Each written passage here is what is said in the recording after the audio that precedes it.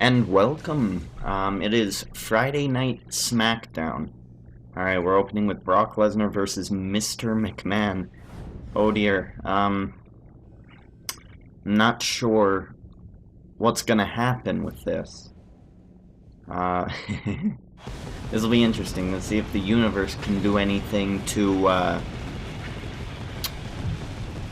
help Mr. McMahon, because Mr. McMahon is definitely gonna need it. Really, he doesn't stand a chance whatsoever against Brock Lesnar. Alright, so here he comes, Mr. Brock Lesnar.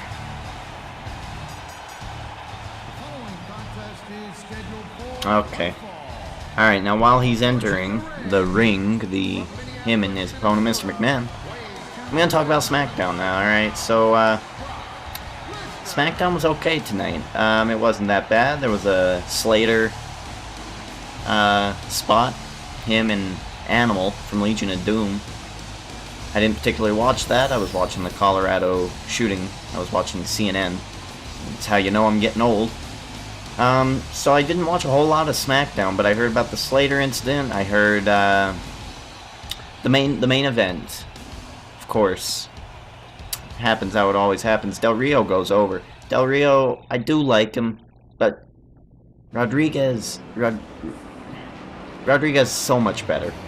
His facial expressions, he's really a good wrestler too. If you haven't looked him up, look him up. Chimera, I believe it is. I'm not of any Spanish heritage whatsoever, so I don't know how to pronounce that, but Chimera, supposed to be an animal of some sort. That was his ring name. And I believe he was an FCW. He's shown you some of his moves, crossbody to Sheamus about a month and a half ago. And as Mr. McMahon stumbles upwards towards the ring. Okay, enough of that. It's distracting. Okay. What else on Smack? Not a lot happened that was a standout moment. Christian, wow. He did his peep show with Daniel Bryan, and he also did it with AJ, and he was asking about their stuff, and there was a cool little video they showed. It showed them planning the wedding, having a cute little fun time with a bear. It was alright, it was okay. I actually kind of believed it, it was fine. And then Christian 4 Peeps, his Twitter name, says this little thing. He says, "Okay, Daniel Bryan, now you get to face one of her crazy ex-boyfriends tonight in the ring." And I'm confused. I don't understand. Was he referring to himself? Did he date AJ on like NXT 4, Redemption 4 or something? I don't know what he's talking about.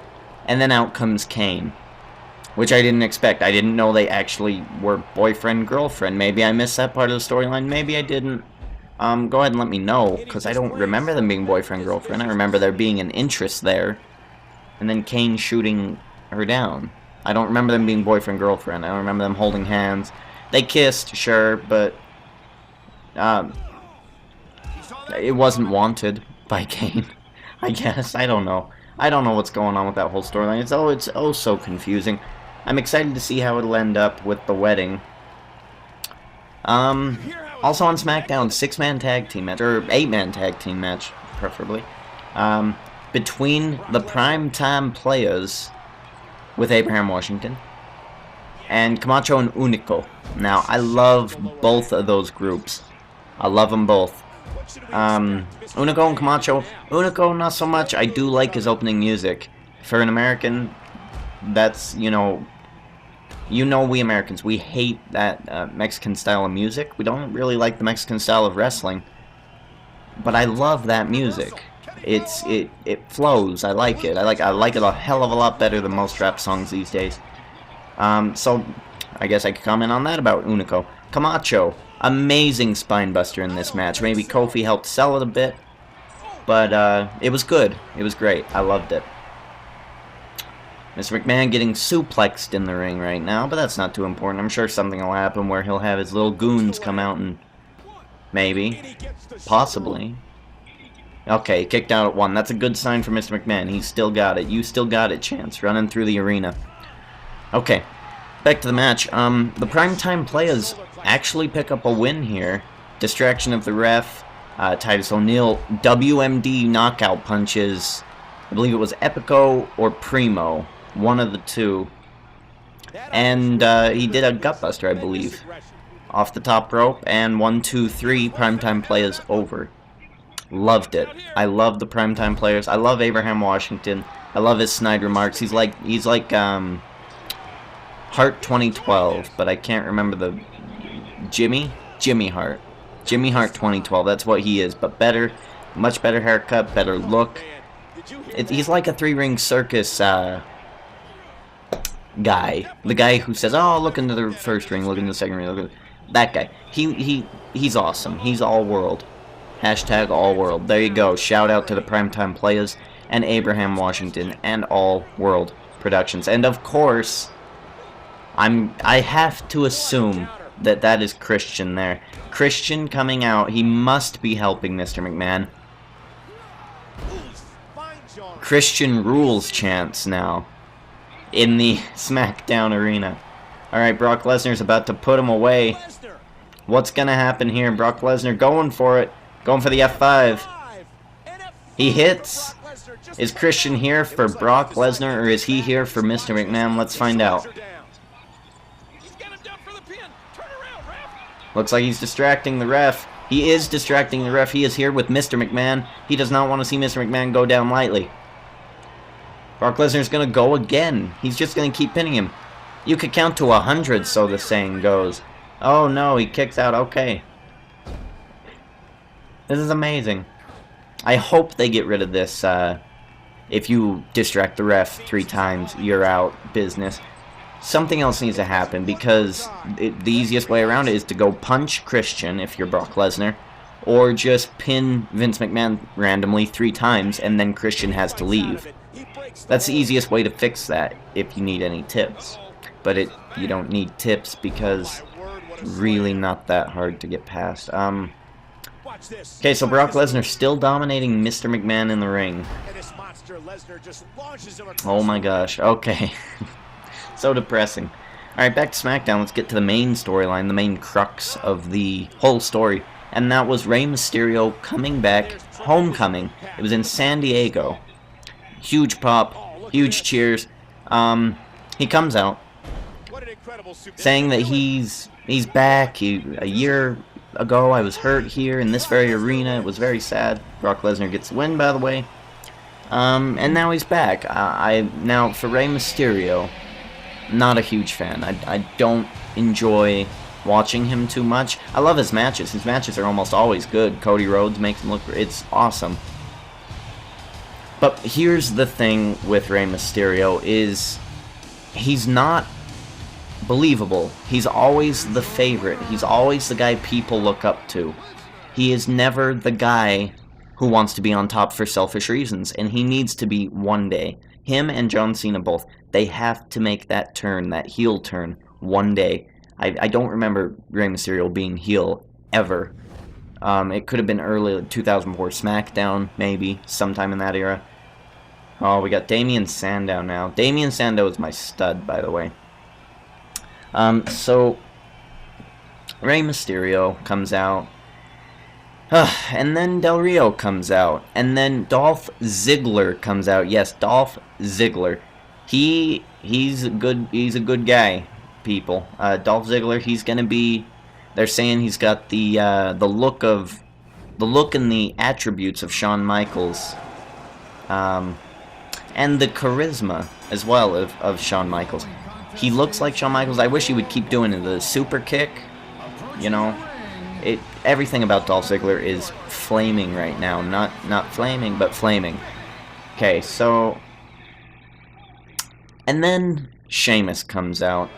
And like I've said, Sheamus, not too hip on him. He's not my favorite at the moment. He used to be, back when he was facing Cena, because I was a huge anti-Cena. He used to be my favorite. Not my favorite much anymore. He doesn't do too much. All he does is, arse fella. And he kicks someone in the face. That's all he does. I want to see him be more of a character. I want to see him have a story. So, there's that about Sheamus. So now, if Teddy Long was the general manager still, he'd come out, he'd be like, players, it's going to be a tag team match, and then it'd be a tag team match. But there is no Teddy Long, because they're still looking for a general manager. So, we're going to be Damien Sandow here. So, it's a tag team match for later tonight, and I don't remember seeing a whole lot of this match. I remember hearing it, because I was in the other room. But I remember them fight. At the end, I believe the faces, which is Mysterio and Sheamus, I believe they go over. And then Del Rio gets Sheamus somehow. That's what I heard. I'm not sure. It's really unprofessional of me not to have the show notes in front of me doing this. But you know what? It's on a whim. The Colorado shooting was all over the news, and I was watching some interviews, so I had to watch that. I'm sorry, guys. I had to watch that. Smackdown I can watch later. So there's that. One thing I didn't mention about Smackdown while we are Damien Sandow. Damien Sandow had a match against Zack Ryder. A year ago, I liked Zack Ryder. I was like, wow, this guy he's trying. He wants to be the guy. Now he is just fodder at the moment. He is not going to be much of anything unless he changes his gimmick into something that's worth being. Woo woo woo is fine, keep that. But sick, you don't need all those catchphrases. Catchphrases can only get you so far. You do not need to be Mr. Catchphrase all the time. You need something more, Zack Ryder. Damien Sandow has that something more. He's got the cool, suave, higher class individualism. And then when he fights as dirty as Finlay. He pulled the ring over Ryder's face at one point, and it reminded me exactly of when they started debuting Finlay, and it was awesome. I have high hopes for Damien Sandow. Whenever he pins someone, he puts his hand under his chin as if he's posing for a photo, and then he does a cartwheel. Awesome. Great. Those of us who are still young as wrestling fans don't know who the Genius is. I don't know who he is. A lot of people are saying, oh, he's like the Genius. I don't know who he is. I should look him up. But I love Damien Sandow. His pink tights. I'm not a fan of pink as a boy. But his pink tights are popping. So, yeah, there's that. So there's Damien Sandow. There's the Friday Night Smackdown review. Not a whole lot on it because I didn't see a whole lot on it. But, now let's get into the action here. So we got Damien Sandow, who for weeks has been leaving notes. Which I had to because I didn't have an editing software nor a microphone then. But I don't have a Damien Sandow note prepared tonight. Which is unfortunate. I love the notes, but it will return because I love pretending to know what Damien Sandow would say, and it also gives you some sort of storyline to build, so these aren't just match. I don't want it to be too utterly boring for you. You're welcome. See what I did there? Alright. Okay, so here we go. We're facing Mick Foley now. Now, Mick Foley on, I believe it was Heat. I don't know who I was. I forgot. He was totally non-existent. It wasn't a very good card. But Mick Foley was in the draft. He came here. He wrestled Vince McMahon either last week or the week before that. And one of his goons, Vince McMahon's goons, Brodus Clay, came out. And he went out of the ring. And he gave Mr. Sacco to Brodus Clay. And that got him out of the picture. So that match was really entertaining. If you haven't seen it, go ahead and go see it. It's called New Corporation ? That's what I have it listed under. It was alright, it was pretty good. But the thing about WWE 12 is it doesn't really continue storylines much. So you'll get a whole lot of random stuff. So you don't really follow the story. So I hope they fix that. So we got Foley hurting my arm. We got Justin Gabriel out here. I think it's time we find out if Justin Gabriel's on our team or not. So we'll go ahead and pin attempt Mick Foley. Okay, so he's not on our team. Screw him. Let's go get him. Let's take him out. Let's get him. Pick him up. Take him out. Boom. Cross-arm neck breaker, I believe that is. Alright, so now it's just one-on-one again. Gabriel will run away with his tail between his legs. Oh no! Double arm DDT! Was the distraction enough? Was it enough? No, not enough. I'm too pro. Alright, a bulldog by Mick Foley. Get up, Sandow. Come on. Oh no. This system I'm also not a fan. I would much rather the bar going back and forth and you have to hit it in the blue to escape or the red to reverse. I love that. I wish they would bring it back. It was so fun in the beginning of the matches. Those little mini games in the beginning of the matches were great. I wish they'd bring them back as well. But I highly doubt they will. Corey Ledesma has a set image every year with what his games are about. And if he's focusing on Universe Mode, I don't believe he can focus on that. So both these superstars throughout the weeks on Smackdown, they both got drafted to Smackdown from Raw. Since they've been on Smackdown, they've been on a roll. Damien Sandow, I don't think, has lost yet. And, well, because I've been playing him. And I don't remember Foley losing, except for Thursday Night Heat. So they're both on a roll here on SmackDown, probably contending for that #1 spot for the World Heavyweight Championship. It's not on SmackDown at the moment, but it is held by John Cena. John Cena will be defending it from a SmackDown superstar. That's just how that goes. On this game, at least. Alright, let's finish him off. Let's take care of Foley once and for all here. Oh no! Foley rolls me up. Oh! Oh! So tense. It means I can't do running attacks anymore, or he will keep doing that nasty roll-up. So let's bring him to the top. Let's see if we can take him out by taking him out, quite literally. Oh no! Come on. Damn.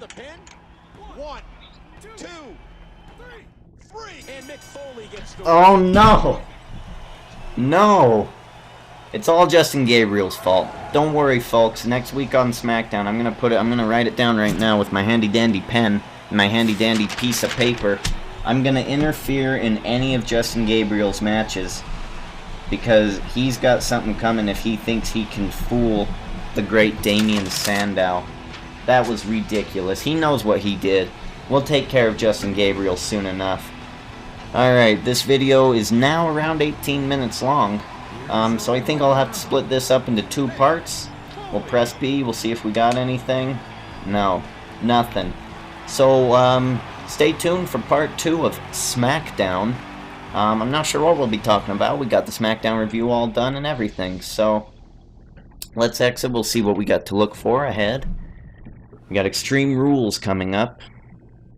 But let's see what the other matches will be. It'll be Randy Orton versus Christian. Remember that feud? Remember that? That was alright. And then we got Booker T, who is also on a roll, except for last week where he got upset by Heath Slater. Very surprising. Against Ezekiel Jackson, who I guess is in a stable with, let's see who's in. He was with, well, I guess he's not in a stable. That's strange. I don't know why they came out, but they came out at the end of that match, and they wanted Wade Barrett's Intercontinental Championship. So I guess that'll be an interesting match. We'll see if anything comes of that. See if any storylines from Heat will come on to SmackDown. But that is next, and I guess I'll have to end the video. Thanks for watching, and have a good day.